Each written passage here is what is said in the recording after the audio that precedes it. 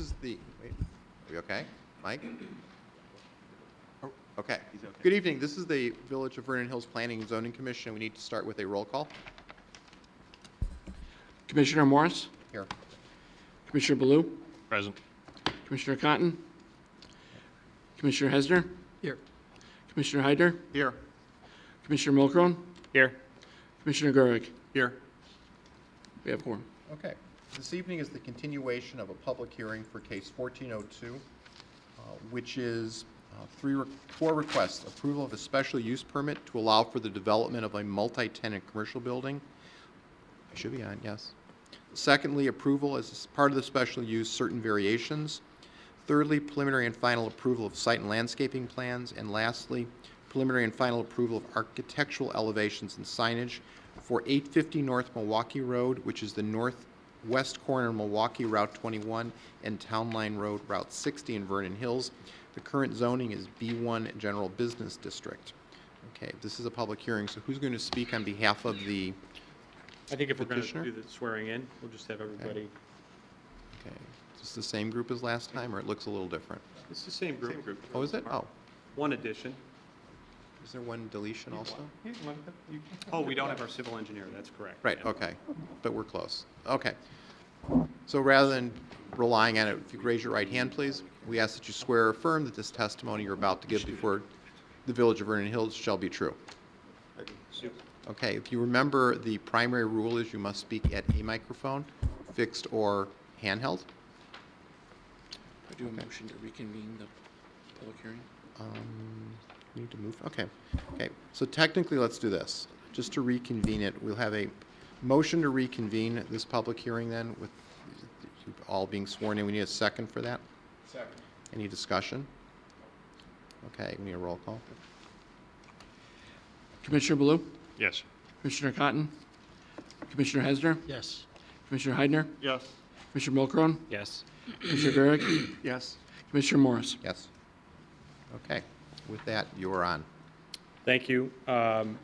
Just want to start by saying that we recognize we're the only item on the agenda for the second straight week, and that we all value our personal time, so I appreciate everyone being here. And furthermore, I want to express my appreciation to Commissioner Hesner and Commissioner Mulcrone for giving their time to us last Friday. It was a very collaborative and constructive discussion. So with that, I think we're just going to break our presentation into three parts. The first part being an architectural presentation by Howard Hirsch, and the second part being landscape presentation by Bill Ferguson. And then lastly, we'd like to talk about the site signage. So, Howard?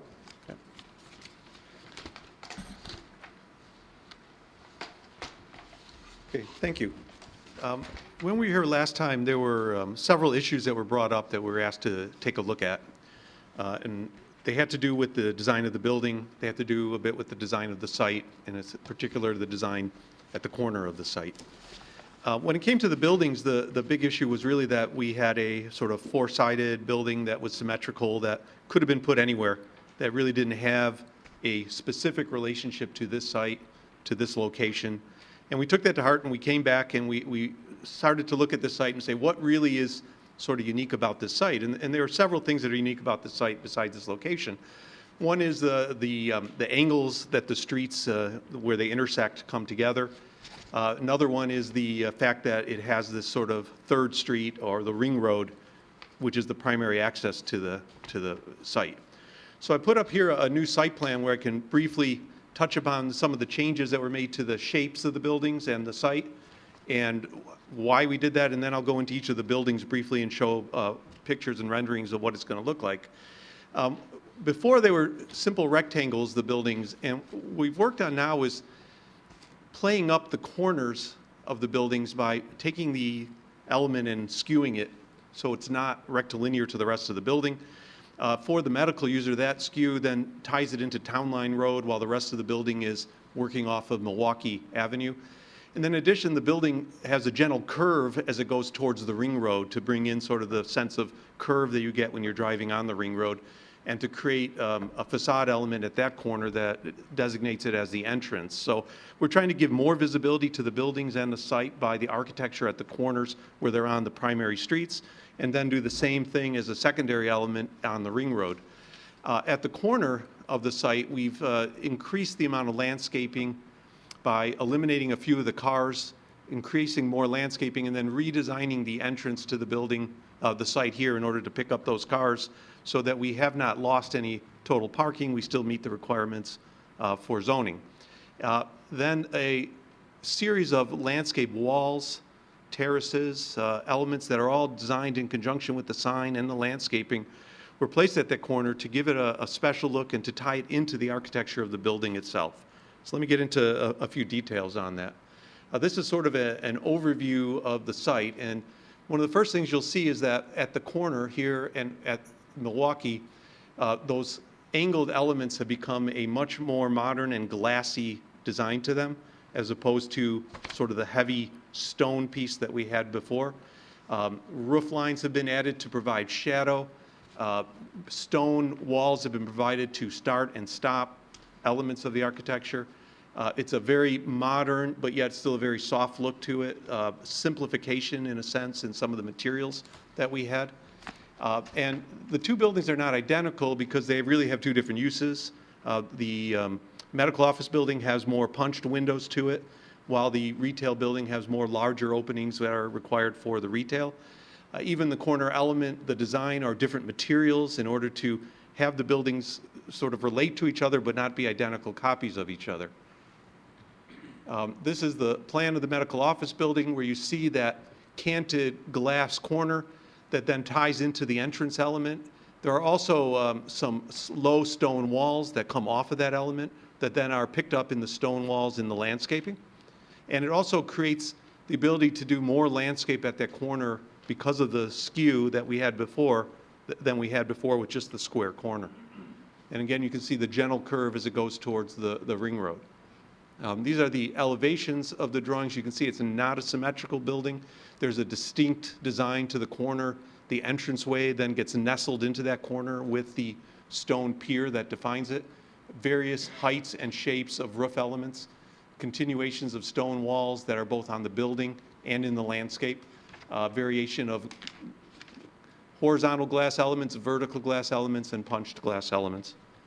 A few renderings, I'm just going to go through it quickly. Again, you get to see in this view the sort of juxtaposition of the different geometries, which we think will give a very interesting shadow line and effect. And again, the setbacks, the angles, the roof lines, the landscaping, and the walls. The entranceway then has a very prominent location, sort of nestled into the junction between the two halves of the building. A few other views. Here's the ground view, looking at it from Town Line Road at the corner. A little bit further back view, we start to see some of the landscape walls from the corner element that tie in with the rest of the building. And then an overview looking at it from the north. The retail building, then we followed, in terms of plan, a lot of the same cues. We took the corner and we rotated it to give it a little more presence for those that are driving up and down Milwaukee Avenue, created some transitions in the setback, and then also continued that curved element as well.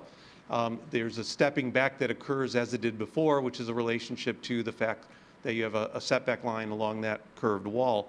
The other thing we've done, and I'll show a little more, is that there's each point where that curved wall ends, there's a pretty predominant glass element that transitions that and separates that element from the rest of the building. So the elevations, while there's a lot of similarities, it is still different. One of the things we did is we switched to a metal panel at the corner instead of the brick. There was no need to do a single primary entrance for a building like this. Each tenant will have its own entrance. Therefore, we took the design and the elements from that entrance feature and just simply included it as a material change with the corner glass and the canopy for the end tenant, and have a more regular pattern with larger openings and glass for the remainder of the retail tenants. Again, a view at the corner of Milwaukee where you can see the canted wall and the sort of orthogonal roof element that creates the shadow line. A view from Milwaukee at grade level. a little bit further south on Milwaukee, looking back. Again, the overview where you start to see the curved walls that approaches the ring road, and then the large glass and metal element that becomes that vertical element facing the ring road with a secondary sign. We on purpose didn't do a lot of glass on this wall for, one, because it's retail, but two, we wanted to sort of transition the glass to that curved glass wall. We felt that the setbacks and the step backs created shadow line and created interest along that facade. Then here's a view looking at the entranceway from the ring road, where you get to see what I was talking about the extension of the wall, the glass element. We added horizontal lines and banding to the brickwork. In addition, a lot of the brickwork is a stacked bond instead of an ordinary running bond, in an effort to give it a little more visual interest and make it a little more unique project. And then we have a view here at the corner, which shows a series of terraced stone and brick elements that pick up the design and the materials from the building, including some of the horizontal lines. Larry will talk a little more about the signage, and I'm going to have Bill talk a little more about the landscaping itself, but we are showing a backlit channel letter sign as opposed to a facelit sign, so that it is a more sophisticated sign that works with the design of the corner element. We do have a new... Turn on. We do, yeah, we can bring it back over here. We do have a new material palette, which is a little bit softer in its color. The brick is a warm, it's called a pink, but I call it more of a orangish red brick, with the clear anodized aluminum for the storefront, a complementary silver gray for the metal materials, and then a stone white limestone type color, probably Renaissance stone units for the stone walls themselves. And then that same color will be used for the bases, will be used for the striping that goes through it. It's a very simple palette, but we think one that is very elegant and works well with the design of the building.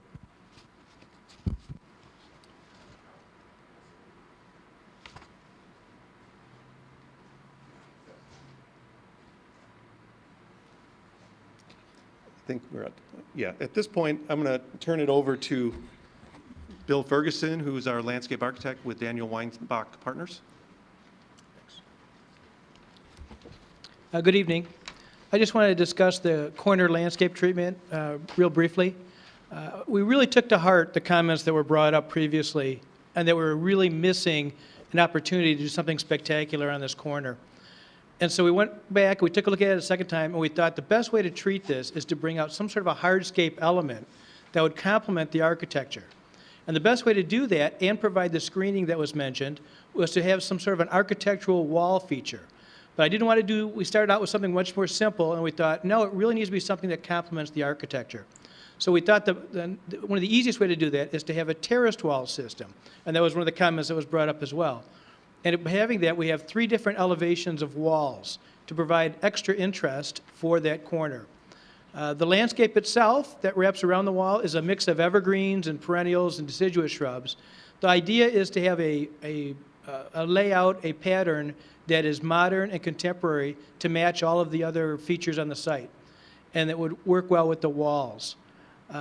This picture actually misses a bunch of trees that are in there behind there, a couple trees that are behind there, and the landscaping isn't quite right, but it's close to give you an idea on what we're trying to achieve there. It is a pretty extensive wall system, and it's going to do a fairly good job of screening that parking lot, and the trees and the landscaping around is going to enhance that.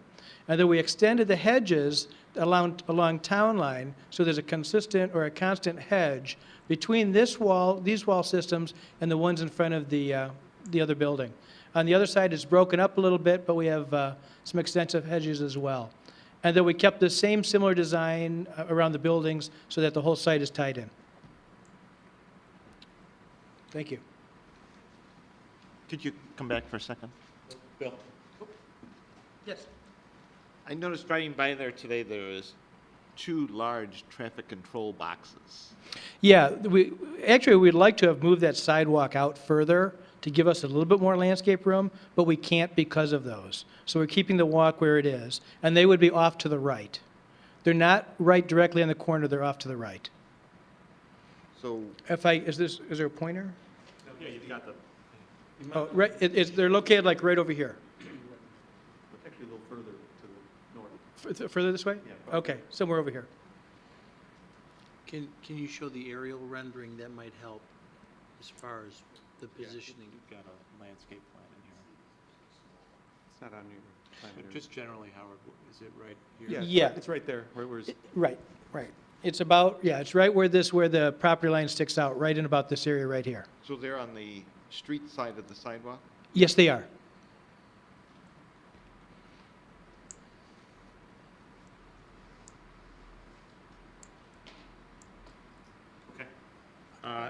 I just have a question, probably for Joe or John. I noticed in the comments that we were provided that the village would prefer a different type of landscaping, not the tiers, but I'm just curious as to why.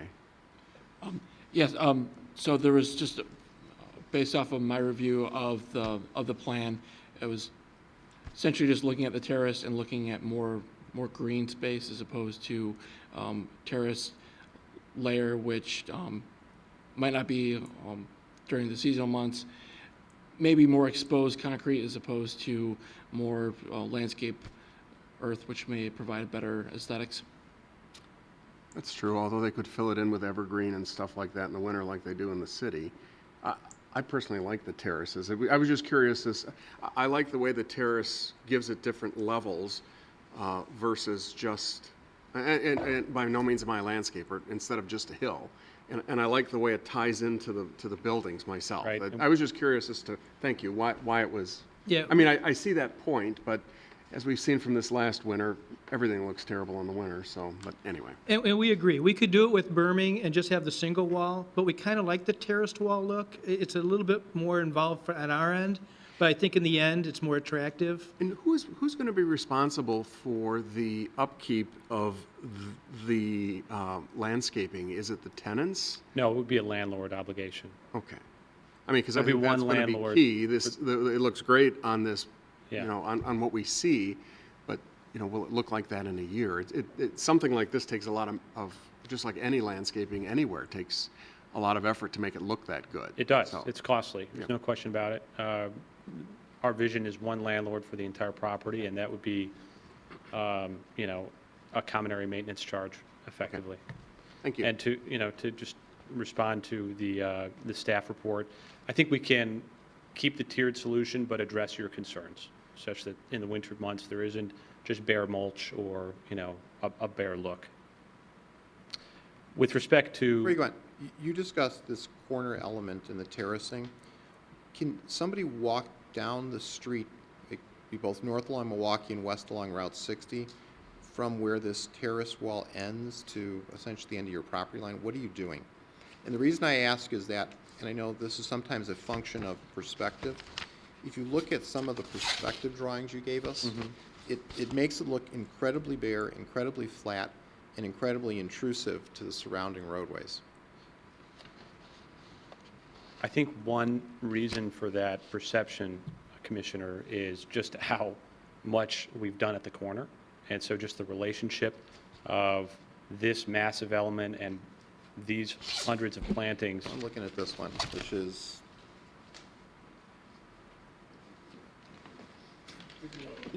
I don't know. It's actually more Yeah, of a question. yeah, Elevation, but side I elevation want of to the go over retail one thing building, real for fast. instance? Not that one, like this, sign elevation of the retail?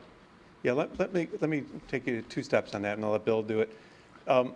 The renderings, we're architects I who know. drew them, so we don't have every plant and every bush Not in yet. there, so, and if you look at the landscape plan, and I can let Bill address it, there are hedges, there are trees, there are variation in plant material that's occurring.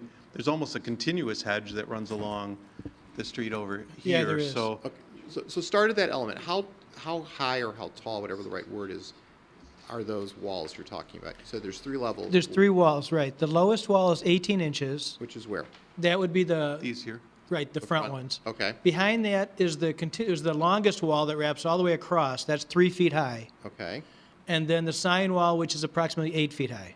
okay. Okay, then what happens when you get past that what is it, 18-inch wall you said, or whatever it was? Or 3-foot wall, I guess? That's the 3-foot wall. Okay, what happens then? The 3-foot wall extends So let me see if I can find you. more of Go an back. overall. Yeah, let me go to the overall view. Hold on, let me go all the way back to the beginning because it's, we There you go. Okay. Now, does this have the right landscaping on it, or is this one? It's the right layout, but it's not nearly as lush as it's going to Okay, be. so let us It's know just what's kind of there. little spots for, Okay. it's like that might what it look like when it first gets implemented. Fair enough. As opposed to a year down the road. Okay, so tell us what's there. The wall, did you want to go through the plant material too? In some, not in tremendous detail, but yes. Okay. What I have is these beds here, this larger, is showing as circles. That is a giant juniper massing, a low juniper massing. So that's all evergreen shrub. Right around the side wall, it runs parallel with the side wall, is a perennial bed. Okay. And then in the lower walls, we have roses here, roses here, roses here, and then roses here. Okay. On this terrace here, we've got boxwoods with perennials in front of it, and then here we have boxwoods with perennials in front of it. Behind the wall, we have some large hydrangeas. I think we're going with Pinky Winky, which is, it gets up 7 feet. It'd be a large summer flowering hydrangea that has fall interest with the dried flower heads. Behind this wall here, we have ornamental grasses, and in front of it, we have a band of perennials. The same on this side here. We have a hedgerow or behind it, a massing of ornamental grasses, and then perennials in front of it. Okay. When the wall fades out, which is right about over here, that's where we pick up a double row hedge that continues all the way to this end, and it picks up this wall that's on this side over here. Oh, sorry. I'm sorry, can you speak to the salt tolerance of this plant material? Everything I've selected is salt tolerant along there because I know there's a lot of salt spray. So junipers, roses, the daylilies, the catmint, they're all going to be same with the ornamental grasses, very salt tolerant. Will the area be sprinklered? Irrigate? No. No. We've also picked plants that are very durable, very tolerant of drought, so it's not going to be an issue. Okay, so let's go back to where you just were. How, projected is maybe the best word, how high is that hedge going to be? This one here, Right, about 3 feet high. okay. And then there's, what, it looks like a couple trees punctuated? Yeah, then we have, these are pretty tiny, but yeah, we have a couple trees stuck in there too. Okay. Kind of break up the And space. then what happens as you go towards the sidewalk? And then the sidewalk, and then there's an architectural wall here, and on both sides of the sidewalk, which is the same wall we'll have here. And then here we have the same thing with a ornamental grass behind it and a large band of perennials in front of it. Okay. Okay. Now what about going along, And then further here, it switched to an all evergreen. okay. So it's either walls or evergreens Okay. through these Fair enough. areas here. Okay, what about on 21? Excuse me? What about on Route 21? On 21 here, where the wall stops, which is approximately here, it goes into the double row of shrubs again. Then we have the trees. Then there's some landscaping this island. Then right about here, the hedge picks up a second time and continues all the way over to the sidewalk, where it ties into the same style of landscaping here that we have on this side as well. Okay, between where the hedges, I was going to say hedgerows, it sounds like World War II. Between Here? where the hedges are in that Yes. area, if that part of the parking lot is utilized, and I guess your hope is yes, so it'll be successful, what happens to the headlights of those cars vis-à-vis traffic on 21? If a car, then the headlight would cut across to the, is it a forest preserve over there? Well, before you get, okay, but it's going to go across 21. Is that a good idea? It's something that's not, it's something that's done often. I mean, it's something that's not uncommon. How far are you off 21 there? with Off those of this cars? point here? Yes. I'm going to guess maybe 18 to 20 to the walk. 25 to the walk? Okay, then you have a 5-foot walk, and then you have another 20-some feet. Is the parking lot level with Milwaukee? Today it is. No, it's not. 'Cause the- Here it's level with town line. Here, it's depressed. Because it looks, when you look at the drawings or, Yeah. you know, it looks Yeah. like it's flat. How much below? I believe, and I don't want to speak for the engineer, but I think that the grade here is at least a foot lower than Milwaukee. Okay. Is the parking today on that site against the outer ring of the building? So today, are they parking toward Milwaukee and Town Line? Do you know? As far as I know, they are, Okay. yeah. I was just curious. Okay, so, And I don't think there's any ground landscaping, except for right on the corner. It's just trees. okay, so want to finish our tour down the street? You want to keep going? Oh, Keep sure. going.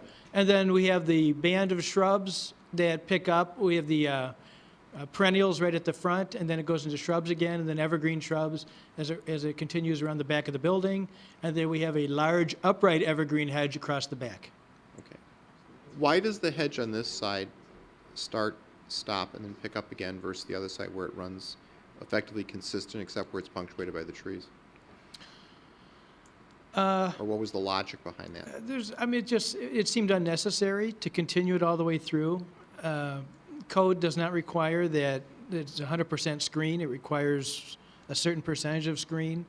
So in the previous designs I had, we never had 100%.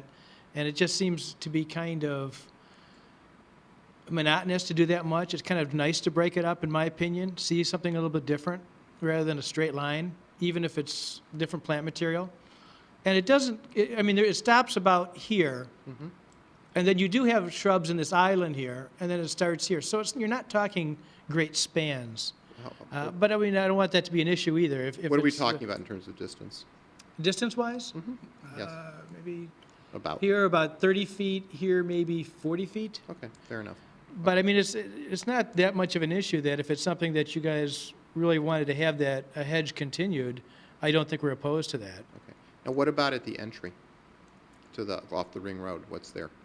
On this side, we just have landscaping right around the sign. Okay, We have a large bed that has a mix of flowering shrubs, evergreens, roses, perennials, I think catmint and daylilies. okay. What about by the buildings? The buildings, we have, along this side, it's a straight row of boxwoods. It continues the same here. It follows the curve of the building, and then we've got perennials on the corner. Okay, Over here, this is all glass frontage with planters. right. There's, right around the corner here, there's landscaping, and then where this building rounds off here, we've brought some landscaping in front of it as well. Oh, when you say planters, you're talking about the ones on your rendering that are just between like the, Right, Pillar. it was recommended by the landscape reviewer that if we're not going to have plants in front of the buildings, that we at least bring in some planters with seasonal displays. what about, And we like that idea, so. and what about on the west side of the retail building? The west side of the retail building, it's Right. solid landscaping all the way around, with evergreen shrubs, actually some large deciduous shrubs, and then some perennials. Okay, and then what about on the north side of the medical building? The north, we have basically planting around all sides of the buildings. That's what, you want to tell us about it? Okay. On the north side of here, there's a sidewalk that's right along the building at this point, and then right before the trash enclosure, we have an island that has Grollo sumac in it and some perennials and a shade tree. And then on this corner, which you'd actually see visible from Ring Road, we've got a band of shrubs with perennials.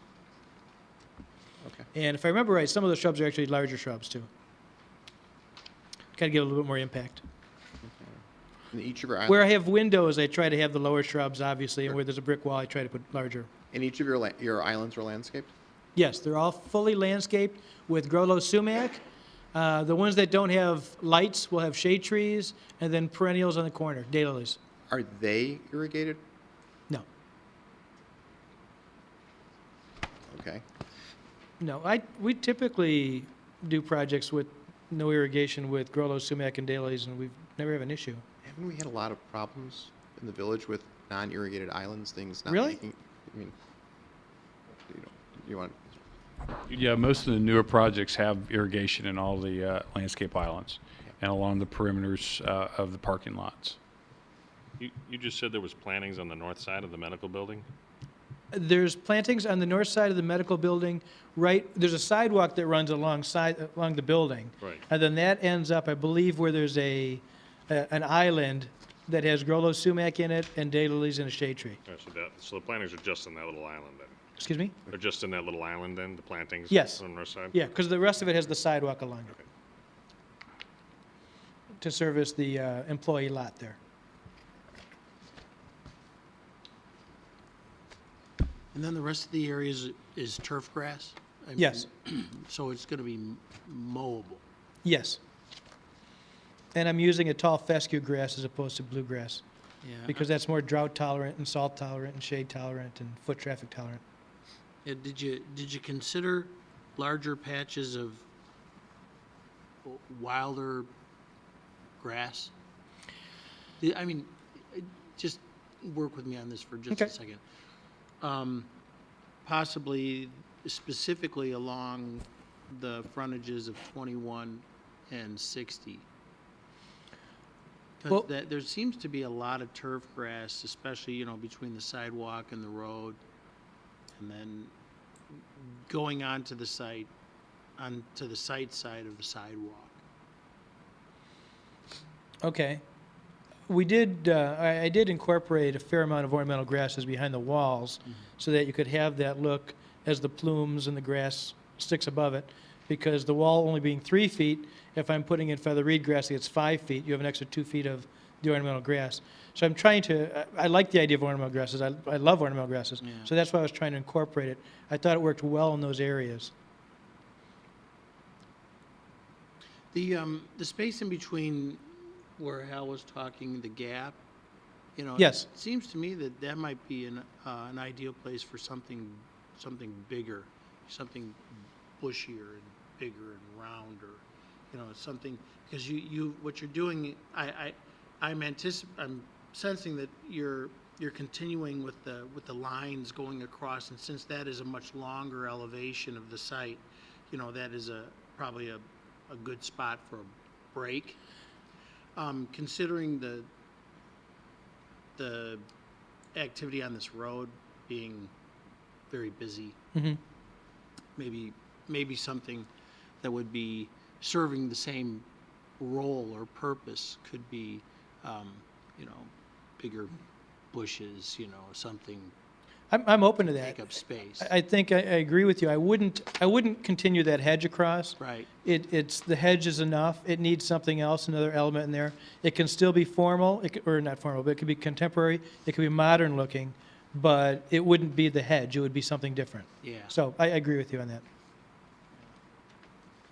The other comment that I'd like to, first of all, I like the terraced, I like the edginess of it because it replicates the architecture. I think it's consistent. I think it makes sense.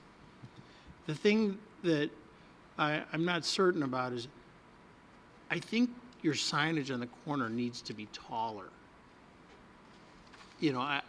For the visual access of people and cars, I just think it needs to be bigger. I'm not sure that you might be able to see it, even looking over cars or trucks or vans, you might not be able to see it. And it seems like you may want to do yourself a favor and go taller. Yeah, I thought the walls were a little low. Starting at 18 inches, it seems like you won't see them. In the first year of planning, they'll disappear, like they're not even there.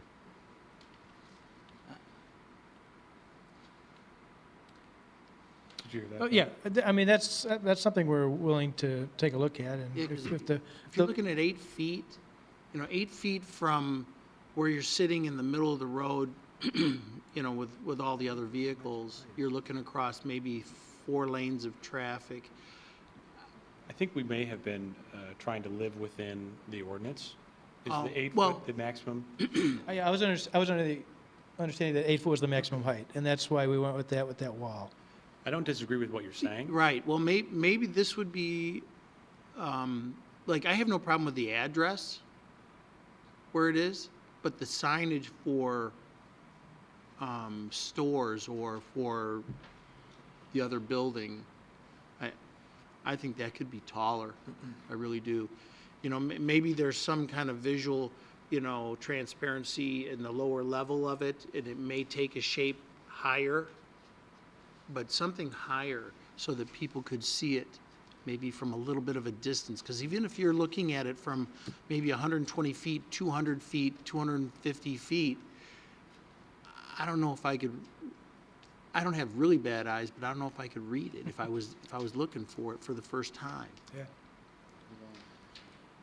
I'm not going to be the first developer to request lower signage, so I think that we would, we agree though, given the nature of the site, that it would be great to be able to, go beyond that 8-foot height limit. And that's a perfect segue actually into signage if there's no further, questions about landscaping. There was a comment, sorry. I just have, the terrace appeal, looking from the intersection, I can understand it. How are you working it on the other side, the same way? On the other side of the wall? Parking lot side. Oh, no, there's not, but there's larger shrubs back there. So you basically, the wall kind of gets screened because we wanted to have something that's going to be a little bit higher than the wall. So the shrub, really, from the intersection side, you're seeing the top of the shrub? Yes. You're not seeing the entire shrub? Okay. Correct. I got you now. Okay. I wanted to address one of the comments in the staff report regarding the quantity of signs.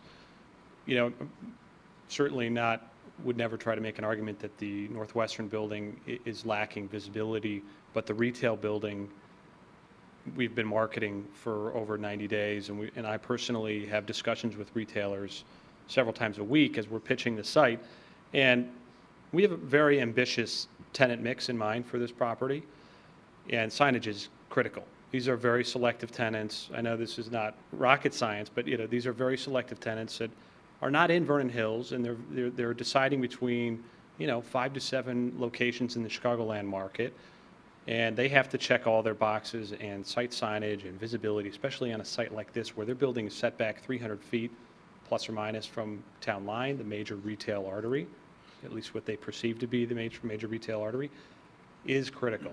And there's no question that corner monument sign is pivotal to our leasing success.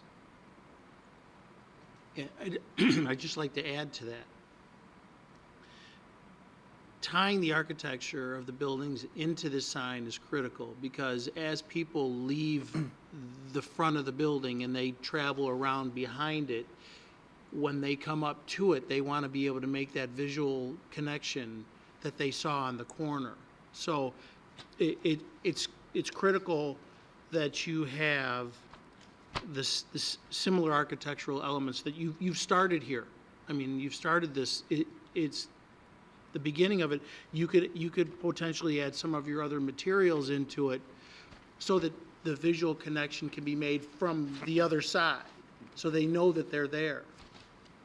Yeah, we felt, we were trying to work within the 8-foot limitations, and we did look at, adding some of the metal panel, for example, into it, and within that 8-foot limitation, it was just too much. So we felt if the 8-foot limitation is going to be without, what we have to live up to, then just doing this sort of linear brick wall with the horizontal striping that ties into the rest of the building, and then tying the signage in with that striping was the way to go. It was elegant, tied it into the buildings.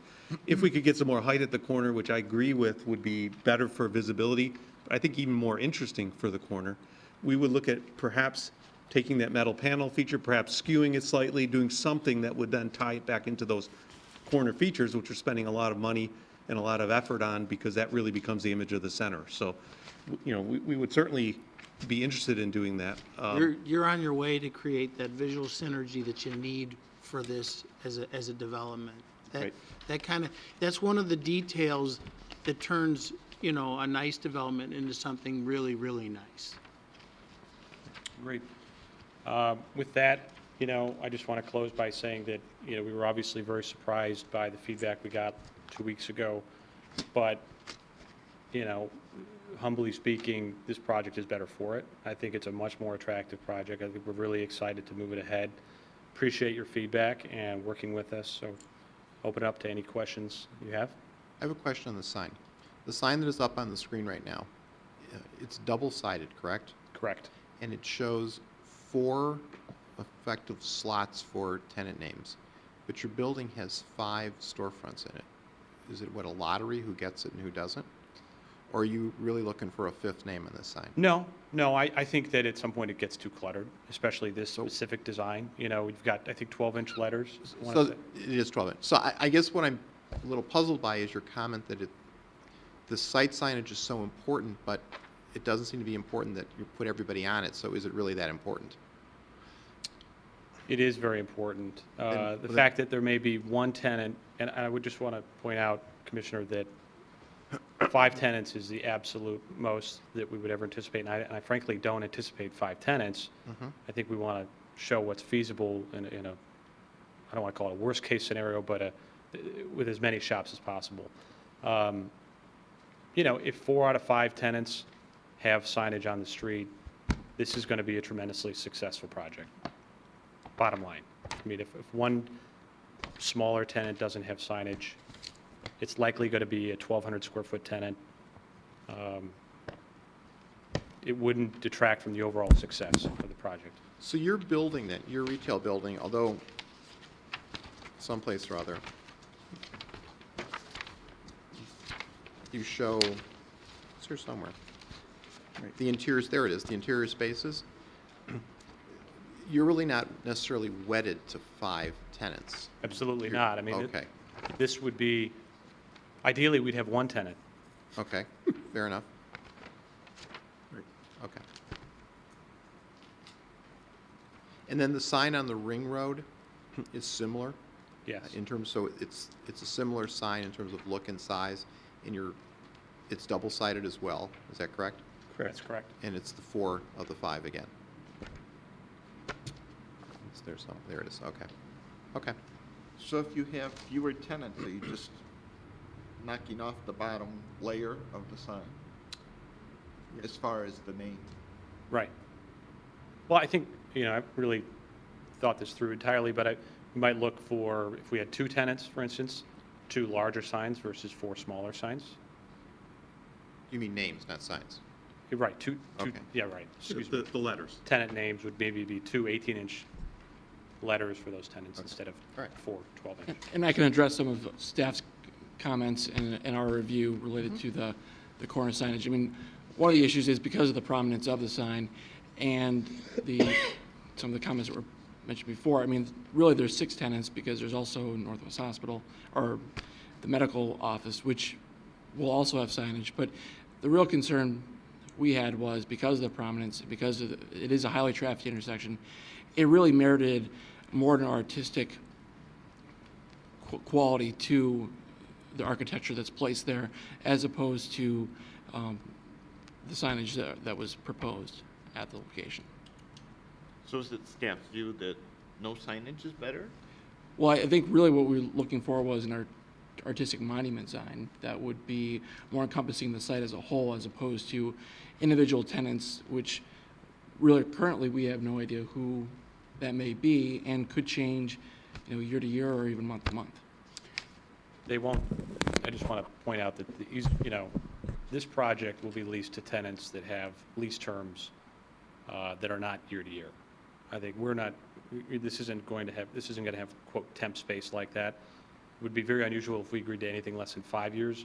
Frankly, they should all be 10-year, you know, initial term leases, just so, for your comfort, that there won't be that issue. I guess I look at this sign as an artistic sign myself.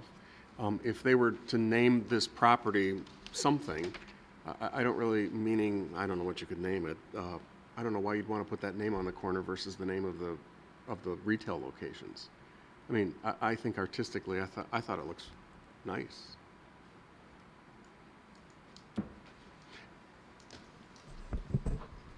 Okay. Anything else? Question, yes, question for staff. Jim? The signs that go into, let's just say, kitty corner across the street, the signs that list all the stores on them, how tall are those? They vary in height. Some are as high as 24 or 25 feet tall. And they were granted variations to go in. Okay. All right. And then a quick question for the architect. I like the softness that you did in the rears of the buildings, and I was commenting with Mr. Hesner about the little finger that sticks out on the smaller building. And wouldn't it be nice if it were on the bigger building? I know it looks like maybe your room is tight around the sidewalk Right. and everything, but it seems like a nice feature, the way that it juts. I mean, that picture you just had on there. Go back, right Yeah. there. See out on the small building? Let me look at something really fast, because there might be a way, here, hold on. You know, we have a sidewalk that's connecting the sort of employee parking lot to the building, I think we could probably not have that sidewalk there. In other words, if we just created a connection right here so they could just walk onto the sidewalk here to get over there, if I take out that sidewalk here, I could then extend the wall It a just little seemed like a bit. nice And we can get some landscaping Landscaping. along the building. And That's a good I idea. started thinking about that when I heard the comments before, but I didn't want to, because I think that was a leftover from earlier, we had an exit door or something over there. We may still end up needing an exit door here, in which case we could just do a little pad for it, and nothing more than that. Good idea. So we would agree to that, and that way I could pull the wall out the couple feet to extend it out. Just looks nice. So it matches. I had a couple architectural questions. I really like what you've done. I like the juxtaposition of the entrance and the different materials and the canting and the curve and the Renaissance stone mass walls that kind of break up the facade. My question is, it's on both buildings, the retail and the Northwestern, is when you're coming from the opposite directions. So if you're heading south on Milwaukee or heading east on Town Line, those corners are pretty flat and unarticulated. On this retail plan, you are showing a window Right. in that corner, but it doesn't show up on the elevations. Really? And I just thought that the elevations kind of need something, Oh, you're right, we're missing it back over here. because it Yeah, I is agree. highly There- visible. There should be an element there, you know, no guarantee, depending on who the tenant is, that that'll be a real window that's going to be, it might be a stock area or something that we can't control. But we certainly could show a window there, and, you know, if they need to put a screening over it or something like that, it at least would be there. It was intended to be there, and I apologize, we missed it on the elevation. So that, the plan was correct, but and then on the other building, we do have windows on all sides.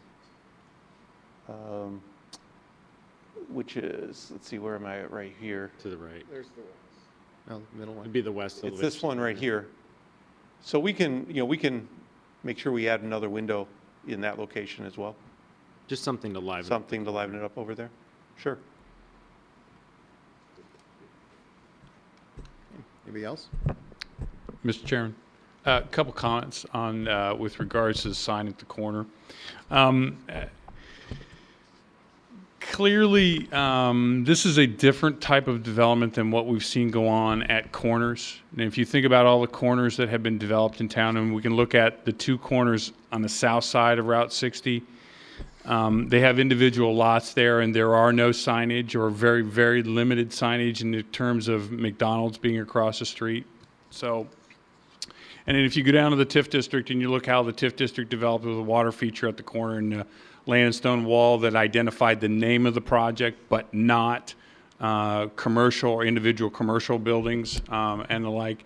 You go up to Greg's Parkway in Milwaukee, same type of thing. They actually did a landscape feature that created a landscape element or walling or something like that that you could that was identified. But the names of the center or the names of the development, along with the multi-panel monument signs, were at both entrances. And it's true about Aspen Point and anything that we've done here recently. This type of development here with this sign right on the corner is significantly different from what we've done in the past. Now, the difference here primarily is the fact that there's no direct access to this property on either Milwaukee or Route 60. But I want to encourage that care be taken with regards to the sign at the corner because of the uniqueness of this site and the fact that it really lends itself to some type of architectural feature or some type of feature that creates verticality to it at this corner to create this uniqueness, this unique feel or this design presence at the corner. You know, I understand what the petitioner is saying about needing the names of the businesses at the corner. I guess I would counter that by saying, why couldn't you put a vertical element on it that said 850, you know, such and such, or Centrum Plaza, or something along that line, 850 North Milwaukee, and with people's GPS systems in their cars and in their handheld devices, they're being able to follow and find those locations. So, and yet you create this element, you unclutter the names on the signs, and you create this architectural element on the corner itself that is unique in itself, but also unique to this type of property and this type of development that, again, we haven't seen in town here. So I just throw that out as a thought. Again, it's easy for retailers, to say, well, we got to have signage on the corner, it's not going to work. Well, I throw that out as a question more than anything else, and I just throw that out for your thoughts. If I could just make a quick response to that. And quite frankly, I can appreciate the fact that what I think everybody's pushing for here is quality and making sure we have something that's very distinctive. The corner is very important, and the architecture and the design and the landscaping have to tie together. And how do you do that in a quality sense? The other thing which we deal with is we want to make sure that our tenants are successful and our project is successful. And so we hear something that you probably don't hear as often, but we hear it all the time as Larry is on the phone, talking to people, is the tenants want to make sure, he calls it checking the box, but he also, it is set far back, and it's a smaller retail, 5 tenants max. Hopefully it's 1 or 2. And we're trying to do it here where it is still quality, okay, but we also kind of get, we give the tenants what they want so they can be successful. You want them to be successful, and so do we. We don't want there to be tenants coming in and going out of here. You mentioned a very good, important point, which is what everybody talks about when they look at this location and the first time we talk to tenants, and that is that, we can, even if you see it, it's a long way to get there because you got to all the way down the street, you turn back in, you got to go on a ring road, et cetera. So it's not as easy, I think, as some of the other projects here. And so what I would suggest to you is that we're trying to reach a balance, okay, and that balance is that quality signage, have that verticality and have something on it. The name doesn't really mean anything. When you have something that's so small here, to call it a Centrum Plaza, it's meaningless, quite frankly. And we're only dealing with, as Larry had suggested, 4 tenant names. And it's quality. These are pin-mounted, backlit. This is a very quality type of sign. So we just wanted to have your consideration if you just, consider that, because it is about balance. It's about having success, and it's about having quality. Thanks. I would think that if there's one tenant, then maybe the need for a roadside sign would be less necessary. But I don't think that, especially if these are 4 small locations, that people are going to use their GPS because that's actually where they're headed. They may be passing by and going, oh, look at that, there's something new there. And they may catch the monument sign. And I do agree, I think it's the quality of the sign personally. I mean, we may not have done that around the village, but I think if it's done artistically, I think it fits well. And in the end, the village board has the ultimate decision on that anyway, so. See, I respectfully disagree. And the reason I disagree is that, number one, putting the name of the development on the sign, I don't think would be worthwhile because this area is identified by Westfield Hawthorne Mall, not by an outlet development. So I think the name, if anything, you should go get Westfield, to license from you, put their name up on it, for the mall. Secondly, with respect to putting then individual tenant names on it, at that corner, because of what that corner is, I wouldn't really like to see it there. At the entrance, I think that's a different question, and because the way this building has now been designed by these renderings we've been given, there is not, there's a substantial amount of view as you're on Route 21 for what's in this. If by the time you get to the corner, you got to figure out you have to backtrack, I'm not sure that's really going to help you that much. In terms of the way the sign is quote-unquote built and designed, I agree with you. It's a very, classy, nice, well-designed sign. I just don't know if on this parcel at this location, and it's really this location that really is throwing me. I know it's not the entry to the village, but it almost is the de facto entry to the village for many people. To have a tenant sign here, and you do point out that there are foot letters. and unfortunately my eyes are far worse than Commissioner Hesner's. I'm not quite sure I could read them anyways, as I whizzed by in either of these streets or sat in traffic. So, from my standpoint, I guess I disagree with both the petitioner and staff. I probably would rather not see a sign here unless you're going to license it to the mall, which I think is probably really the identifying factor for this corner. If I could respond to that. Sure. Absolutely, the relationship to the mall is much more important than our address of 850 North Milwaukee. So I think would be fully supportive of any kind of enhancement of that relationship. In terms of this location being the front door of the market and of your neighborhood, or the village, I think you should consider that there really is a direct relationship between strong signage and the tenancy. And there are certain tenants that will not pursue this site without street signage. Black and white tenants that just feel that building is not as visible as it should be for them to consider it. And I think what really would speak to the community is a great, strong tenant mix in that building. That's ultimately the most important factor, is we have successful retail tenants and of a certain caliber that we all want to see. The lack of signage at the street will impact our ability to lease to the caliber I think we all want to see. I think we still could fill the building, but I think we could take it to the next level with a strong signage package like this. Okay.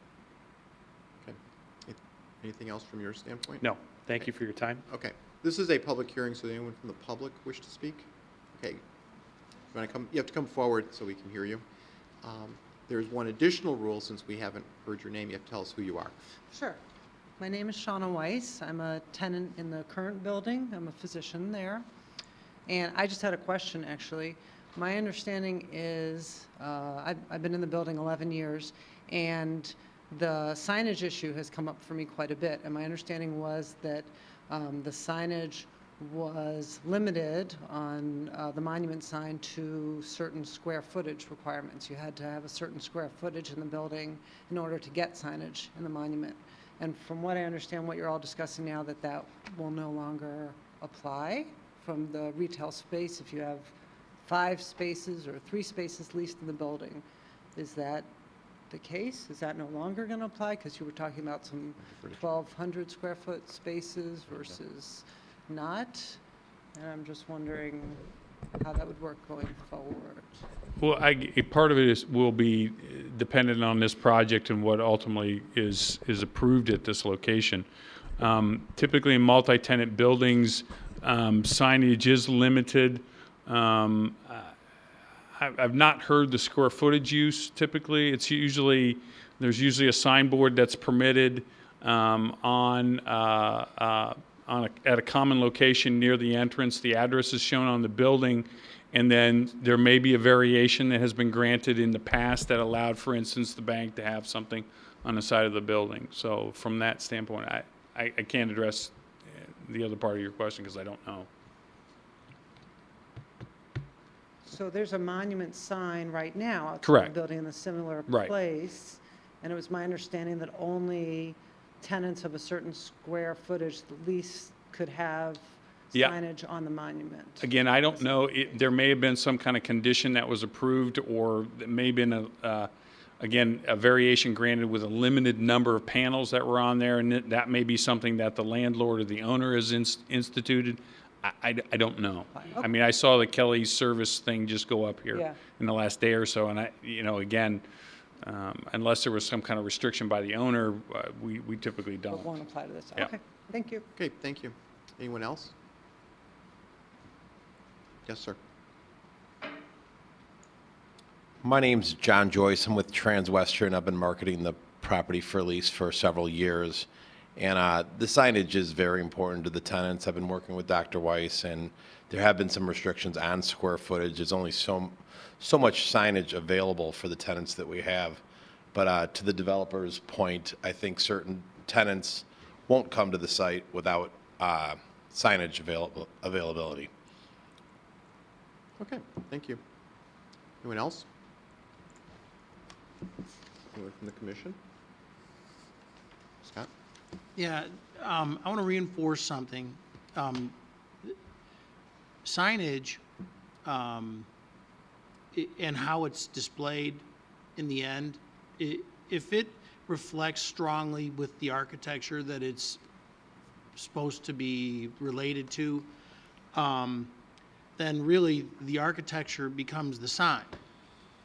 It's wacky, but sometimes you don't even need an address. You just recognize where you're going because the architecture is the sign itself.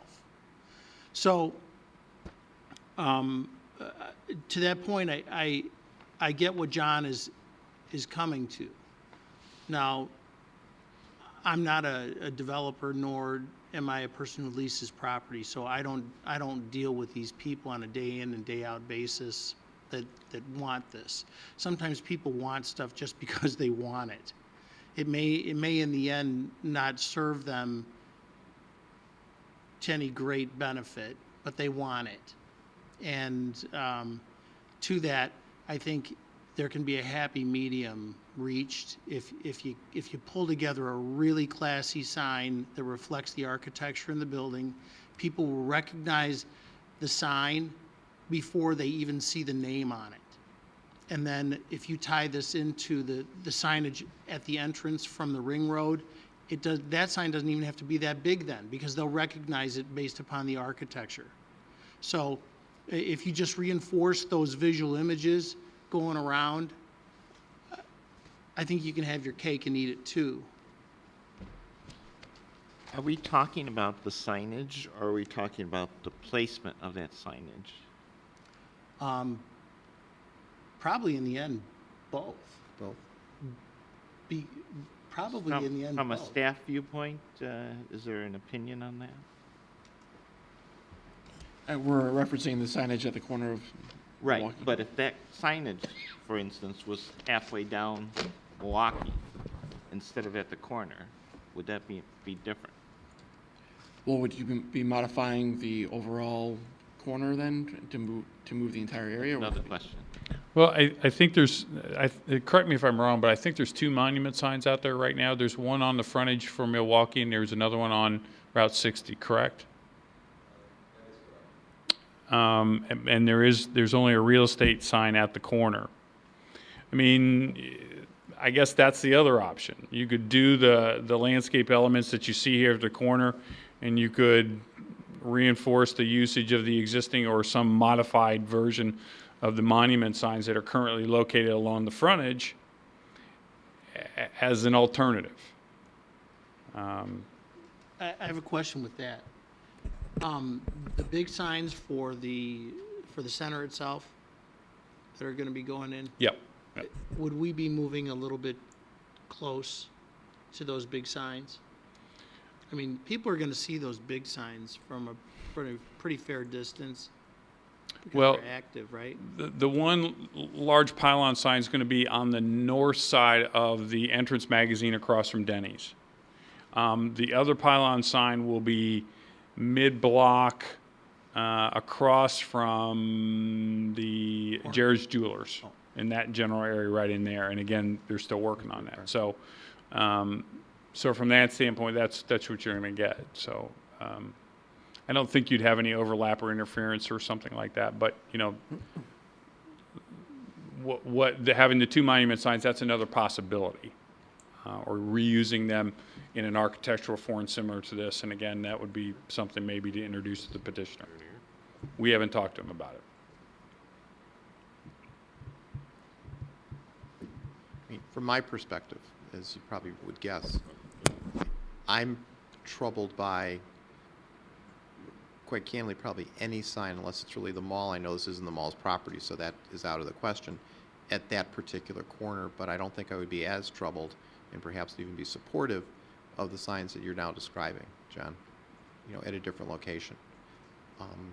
Now, whether they're multi-tenant or not, I probably wouldn't even be that concerned about them being multi-tenant if they're further down either. Okay, so any other comments from your standpoint? No, although I think that, you know, one new sign, I think it will appear that we attempted to reuse existing signage. By the time we get done, stripping all the metal panel and breaking it down to just the concrete monument, it'll look like what it is, which is that we are trying to reuse something existing versus this is a new integrated into our, landscape element, hardscape element. I think if we had a choice, we'd. You're reading too much into this. I don't think any of us are suggesting reusing the current ones. I think we're just talking about reusing the location. The location. Right, Okay. right, yeah. Okay, anyone else from the commission? Well, in my opinion, I agree that putting a sign on the corner of 60 Milwaukee is not the most desirable thing. From a marketing standpoint for their site, yes, it is. But from a resident standpoint, I don't think it adds to the facility. And that's the primary corner in the village. And there should be something more substantial than just a vendor sign. We I would, think if you're an talking. alternative might be a monument sign closer to the actual building. Well, I got a question then. But you're not necessarily adverse to having the architectural element out there that ties the site together. So like the wall is really nice, because it really ties in with the architecture of the building. You're just saying maybe a component being a sign could be set somewhere in between the corner and the buildings themselves. Is that the direction? Yep. That's where the words would actually be. Right. But the Two signs, sorry. but the element that's there, whether it stays like this or gets Massaged. jazzed up just a touch, that's a cool element, because it's an interesting piece that ties the architecture together. Well, as I sent both the commissioners that were involved in the process with the petitioner an email, and I suggested something taller, such as a clock tower or a carillon. Granted, those are much bigger structures, but they're open, and you can see through them, and they make a statement. From our perspective, two signs, flanking the corner as opposed to one sign on the corner is actually preferable if they're new signs. So That's interesting. That's good.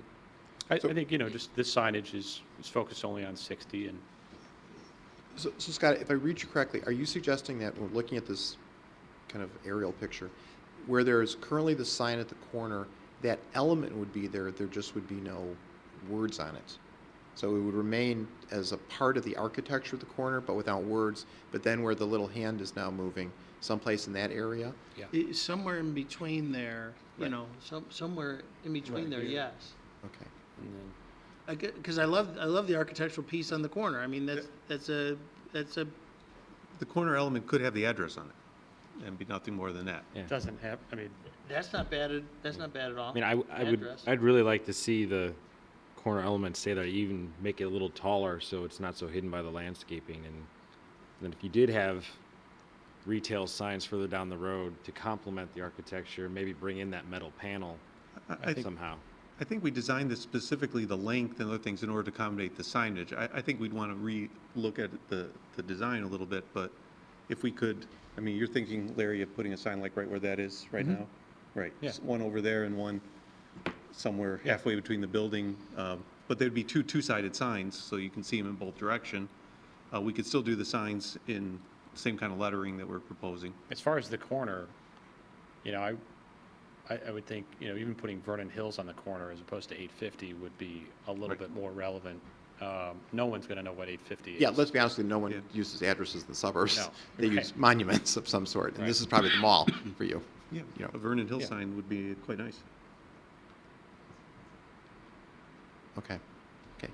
Let me ask another question, which is kind of related here, but only tangentially. We had a little discussion earlier with respect to sprinkling, and I'm going to defer to others that's sitting up here that don't kill things that grow outside like I do. Are sprinklers on the perimeter and the islands, I understand from staff standpoint, that would be preferable. Okay. What about from the commission standpoint? I would think that would be desirable if it's not cost prohibitive. I don't know what Sprinkling, it costs the to perimeter and sprinkle. the landscaping? Well, I'm not so sure that it's not going to be required. Quite honestly, I know that I've designed a bunch of parking lots, and we've had to put under drain to accommodate the proper irrigation in these islands. I haven't been able to get away with it. Get away with doing it without it? Yeah. Yeah. Yeah. I think it would be advantageous to do it. I think, Want to comment? I think we would, be willing to incorporate Definitely irrigation. keep it better looking. Okay. And then, Are we talking about, Commissioner, just the islands? well, Or I don't know, are we talking about the islands or the building islands thing? and the perimeter? I would say the islands and then You wait, you have to speak from a microphone. Remember, we had some rules? do the parking lot islands and then do the main beds, main landscape beds. Okay. Okay, and then there was a comment that, Larry, you weren't involved in, but there was a talk, I think it was with Mr. Hirsch, regarding changing the north portion of the medical building somewhat to add additional landscaping in that Yeah. wall. Is that something that you are amenable to as the Yes. developer? Thanks for asking, and yes. Okay, well, the other option is just requiring. So we try to be accommodating, okay. Anybody else? I just wanted to reiterate, as you mentioned, that north end of the northwestern building, bringing out the curve a little bit more, and then also try and bring in some more detail on the north face of the retail building on the corner, as well as the west side of the windows, or maybe you do a simple canopy line a couple feet out from the building, just on the corner that ties the architecture around the corner a little bit, something simple.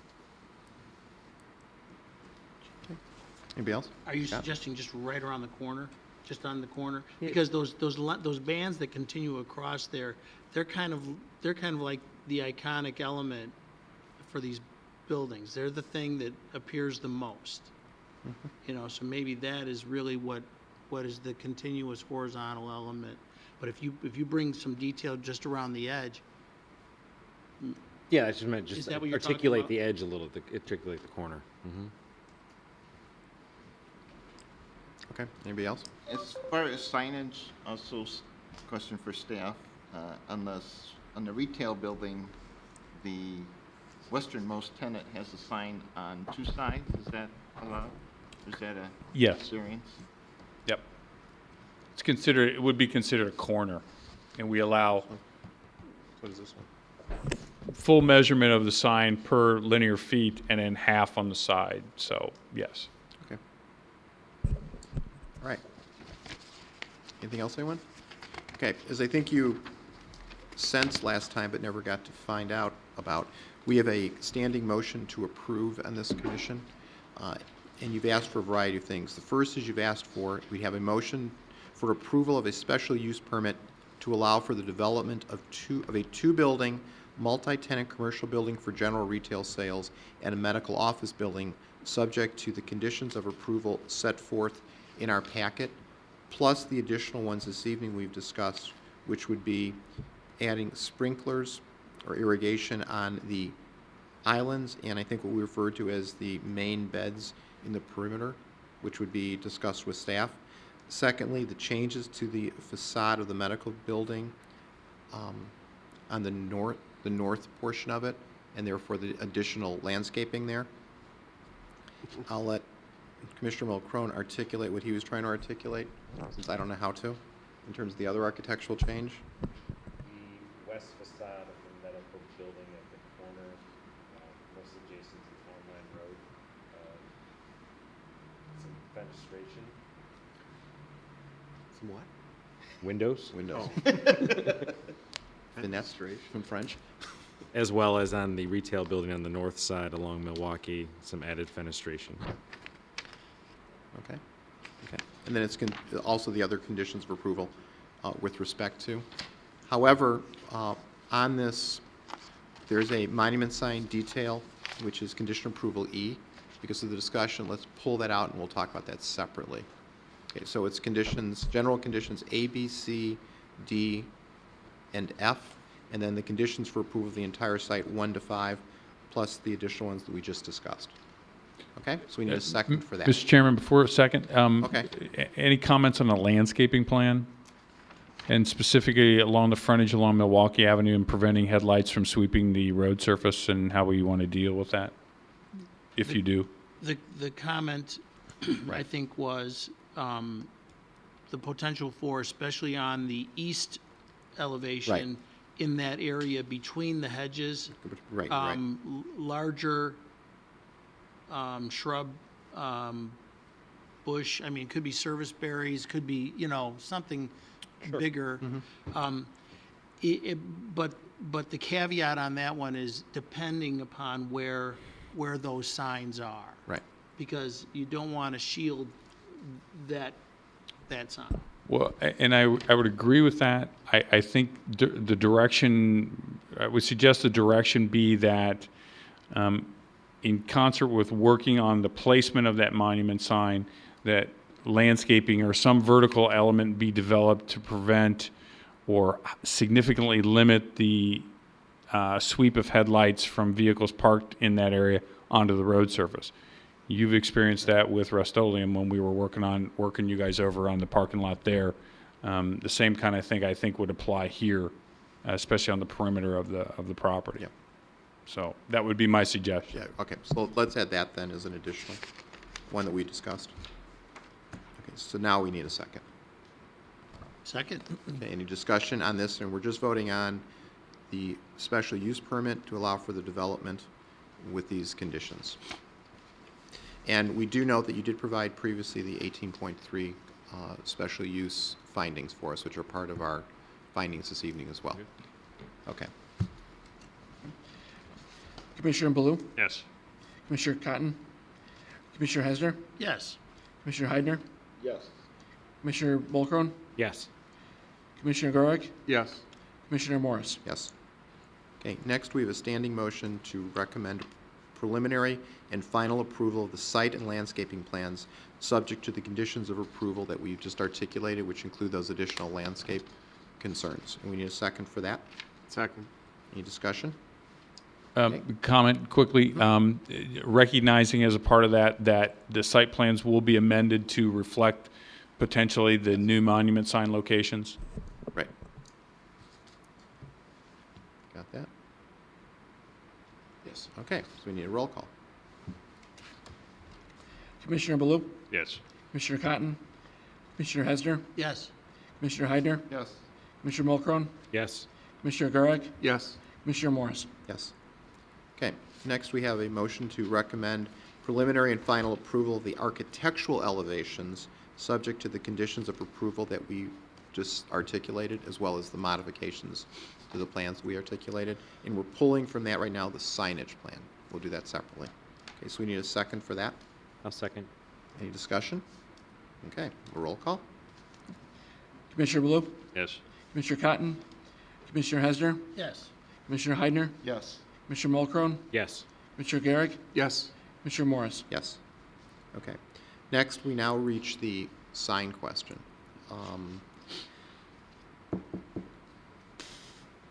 I guess it would be to recommend approval of signage plans incorporating the comments of the commission this evening with respect to no tenant sign at the corner element, but tenant signs on the frontages on Route 21 and Route 60 as part of the landscape, subject to, I guess, it's additional staff and landscape approval from staff? In between the corner and the building Yes, I'm sorry. elevations. Yes, I'm sorry, yes. And those would be multi-tenant monument signs. Right. Between the corner And and the the building. elevation of Yes. If you extend the elevation out to the street, right. Okay. And that then is subject to the same conditions, and one of those conditions is, as we've articulated, the, I'll use the word in quotes, change It'll then be necessitated some of the landscaping on that side, as well as the change that may be required to limit any headlight sweep across the adjacent roadways. Okay. But as we discussed, we are not looking to remove by this the element on which is currently tenant names. It's still the element there at the corner. Okay. Are we looking for a change to that element now? Are we? Well, I guess if I look at it, if it's not a sign anymore, What is I it? agree with Commissioner Hesner that I would like to see the same characteristics of the building incorporated into that, whatever that shape is. But is it a round shape? Is it a curved shape? Is it something different than just a straight, flat wall sitting there?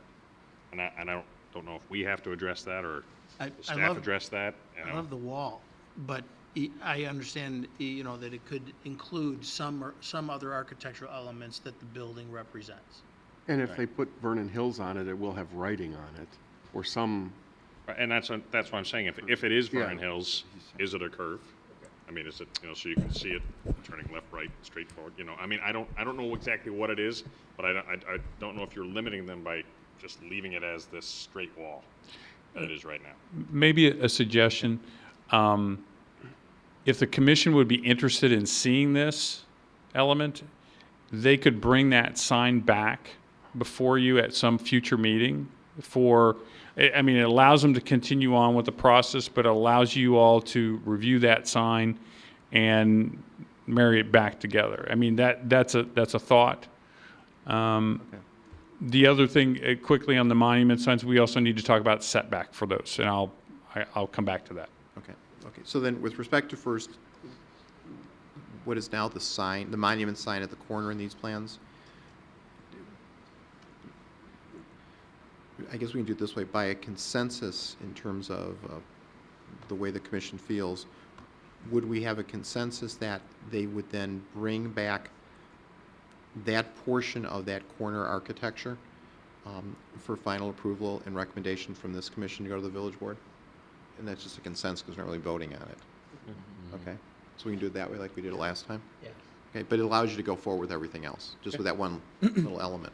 Okay. Okay, then with respect to the signs we're talking about now in terms of the setback, I guess without having any measurements or anything, I guess my suggestion would be that as a part of the condition of approval of these multi-tenant monument signs, that they be placed no closer to the right-of-way than the current signs are today.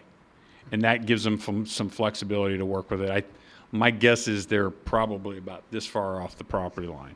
That would be my guess. okay. But that would be my suggestion in terms of a recommendation. Is that an issue for you? No.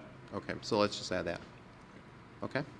Okay, so then, do we have a second on this one or no? No. No, so we need a second on just the signage aspect. Second. Okay, we need, any discussion? Jim? Clarification. So what we're proposing is to have two of these signs for these same tenants in the retail buildings on both roads. One on both roads. Yeah, one Right. here and one here, two signs Right, total. right. That's what the motion is. Okay. Yeah, and they would be designed to match the element that was established at the corner Similar that to you what all. the corner. Exactly. Right. It would comply with the sign ordinance in terms of size. Right. And that the setback would be no closer to the right-of-way than the current existing two monument signs that are out there right now. Right, All right. okay. I'm just not going to favor this motion just because I think one sign would be sufficient for this. Okay. Okay, any other discussion? Okay, we need a roll call. Commissioner Blue? Yes. Commissioner Cotton? Commissioner Hesner? Yes. Commissioner Heidner? No. Commissioner Mulchrone? Yes. Commissioner Garrick? yes. Commissioner Morris? Yes. Okay. Then lastly, we have approval as part of the special use, certain variations. And those are subject as well to the conditions that we've articulated, as well as the sign condition, or if you will, approval that we just spoke about. We need a second for that. Second, Any discussion? Okay, we need to vote on that. Commissioner Blue? Yes. Commissioner Cotton? Commissioner Hesner? Yes. Commissioner Heidner? Yes. Commissioner Mulchrone? Yes. Commissioner Garrick? yes. Commissioner Morris? Yes. Okay. Thank you very much. Okay, thank you very much, and then we'll see you back with the signs at some point. Okay. It looks like the only thing we have left is approval of the minutes from the April 2nd, 2014 meeting, which is in our packet. Okay, if there's no changes to it, we have a motion to approve that. We need a second. Second. Okay, any discussion on that? And we can typically do that by acclamation. All in favor? Aye. Aye. Anyone opposed? Okay, that passes. Anything else you'd like us to know this evening, Joe? Community Development Department will be meeting with the homeowner associations to review the technical comments with the Menards plan. That'll be taking place next week on April 22nd. Okay, okay. Then our only additional comment is we welcome you to your first meeting under fire. Good job for your So, first meeting. thank you very much. We'll miss John, but I'm sure you'll fill the shoes wonderfully. And with that, we have a motion to adjourn. We need a second. A second. All in favor? Aye. Anyone opposed? Then we're adjourned. Good night.